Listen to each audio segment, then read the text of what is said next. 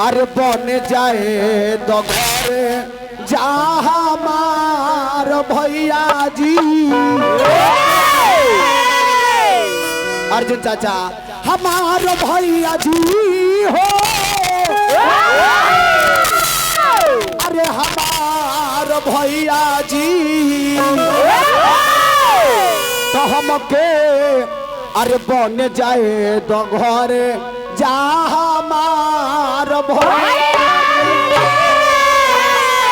तो हनुमान जी के जय बोलो कि अरे कपि जी अरे राम के धवनवा के जहनवा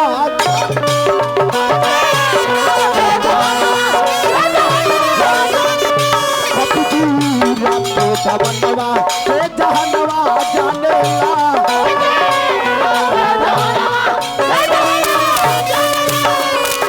जहनवा जानेला हो जहनवा जानेला।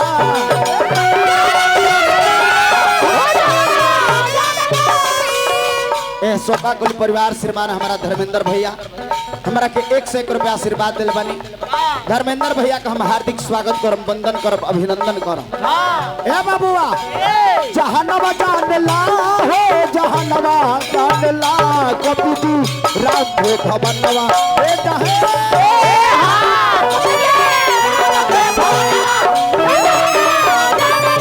कपि जी राम के धवनवा ए जहनवा जानेला।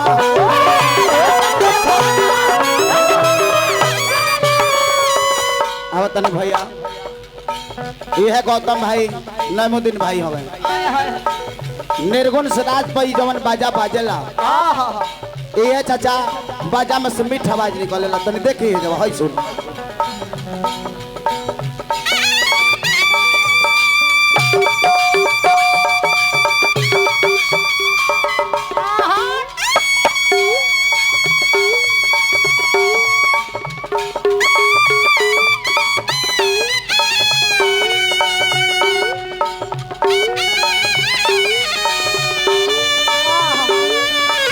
अरे डुबरा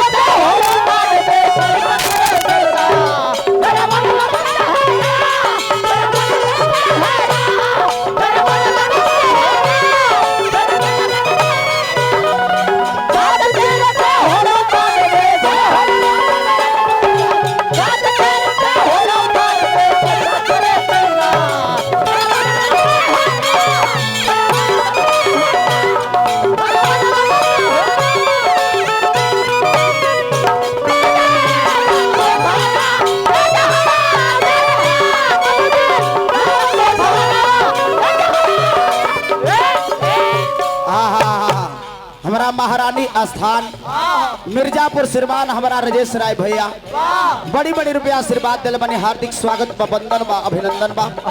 एगो गुप्त दान आइल है भैया का हम हार्दिक स्वागत करतनी, वंदन बा, अभिनंदन बा।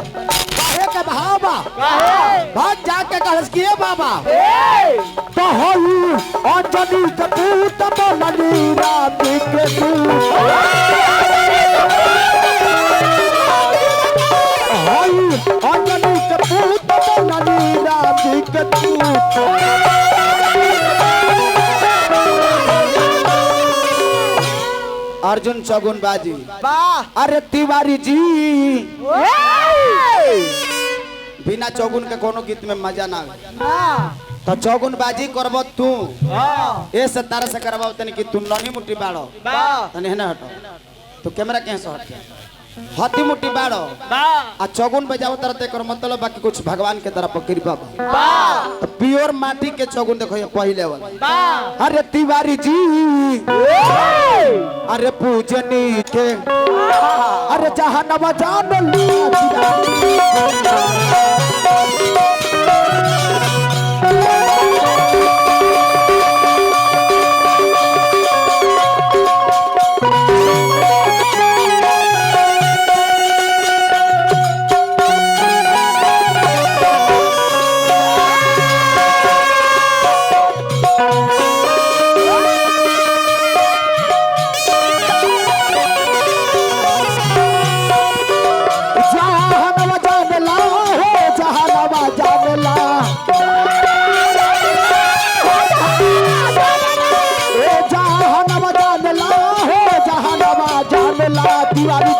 पूजनी चरणवा ए जहानवा जान ला तिवारी जी पूजनी चरणवा के जहानवा जान ला तिवारी जी पूजनी चरणवा के जहानवा जान ला तिवारी जी पूजनी चरणवा के जहानवा जान